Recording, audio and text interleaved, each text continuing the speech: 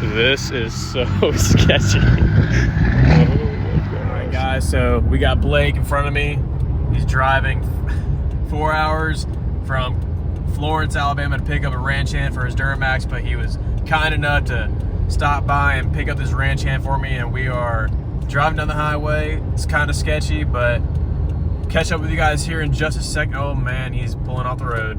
Hold up. Well, catch you guys in just a second, and I'll show you guys the show and get a little video of us installing it. All right, guys, so we made it back to the apartment. We're gonna go ahead and throw this camper shell on real quick. Kind of in a time crunch, but we got the toolbox out, the old tires organized in the back. So we're gonna go ahead and hurry up, get this thing mounted on, and I'll show you guys the finished product. But it's gonna be a quick little vlog. We're gonna go ahead to pick up a ranch hand for him, but let's get you guys get on a time lapse and get this thing on.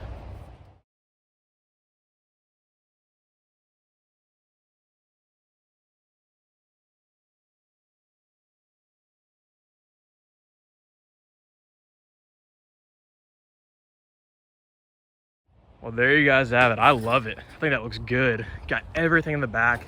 So glad I have an 8-foot bed, but shout out to Blake. He drove 4.5 hours to get down here. Now it's time to go meet up with the guy with the ranch hand, and we're gonna go ahead and throw that thing on his, we're either gonna throw it on his truck, or we're just gonna put it in the bed of the truck. We haven't decided yet, but here's the camper shell. Not perfect, 50 bucks, Facebook Marketplace.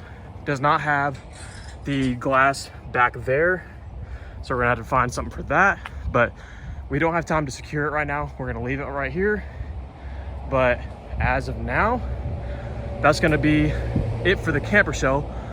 Later this afternoon when I get back, we will go ahead and get some C-clamps, button it up, and then I will update you guys whenever we're done. Well, boys, we got the truck finally back in South Alabama, so we have the opportunity to finally work on it.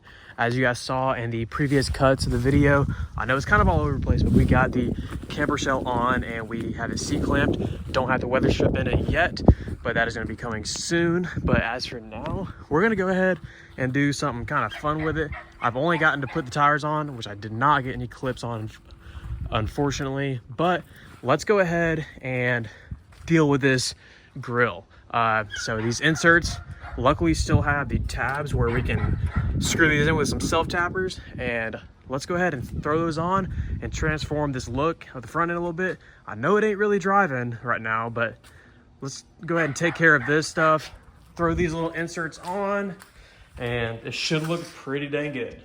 I'll get you guys on the time lapse and we'll go from there. So we got one in right now. What we're doing is, because I don't have small enough screws, I did find a bunch of these really small zip ties, and I know that's not a permanent thing right now. I just really wanted it on for now. So we're gonna go ahead and just tighten these down and clip these off. We're gonna keep using these. We have 4 left. It's easy. It'll probably hold for now, but we got a lot of work anyway, so I'm not gonna go out and buy screws. I need to go ahead and unload the truck here in a minute, clean it up, and then get to work on this rear end, because we'll get into that here soon. But as of now, I'll just put a time lapse on to show you guys what I'm doing with the grill inserts.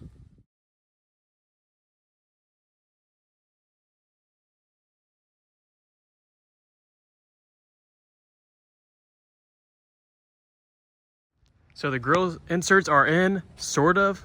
It's definitely temporary, but we're at least looking like a complete truck, and it's kind of just gonna be nicer to look at while we are working on it and washing it. So really happy the way they turned out.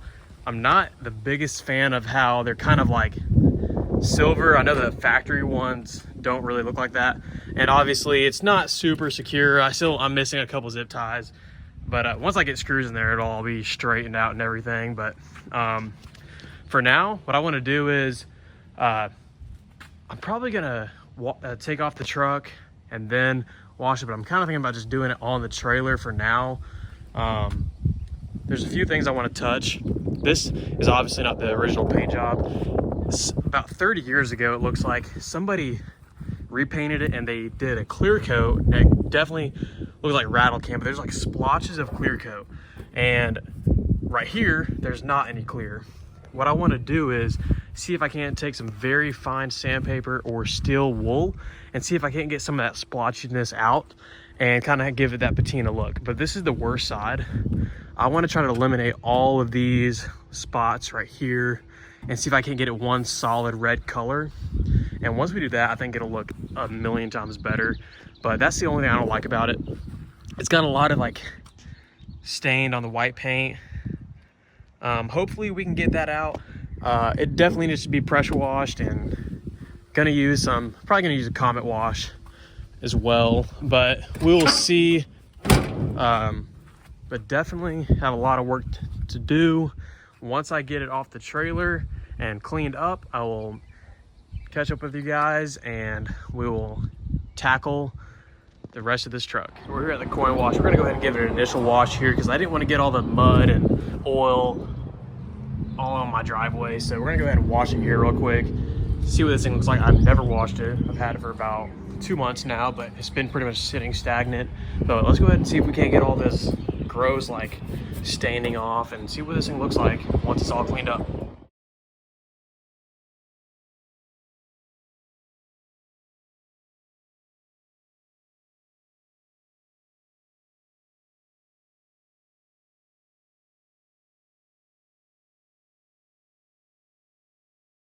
As I mentioned earlier, we have all this splotchiness from the clear coat that was applied several years ago, probably 20 or 30. But what I'm going to do is attempt to use steel wool and see if that eliminates any of that splotchiness.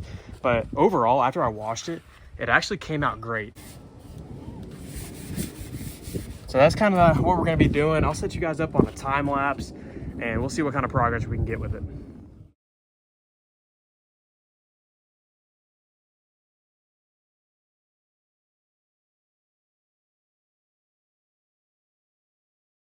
Get on to the driver's side. Let's try to tackle some of the splotchiness over here.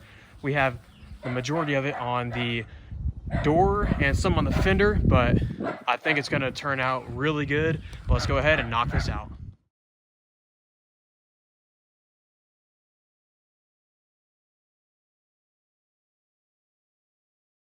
All right, that's gonna be a wrap for today's video, guys. I hope you guys enjoyed. It's been a few days, but quick little update on something I didn't film. I got new battery terminals installed, everything looking good. Didn't replace the cables because they were in good condition, but a little sneak peek for what's going on in a later video. Not sure when that's going to get posted, but this is going to be a good, interesting one.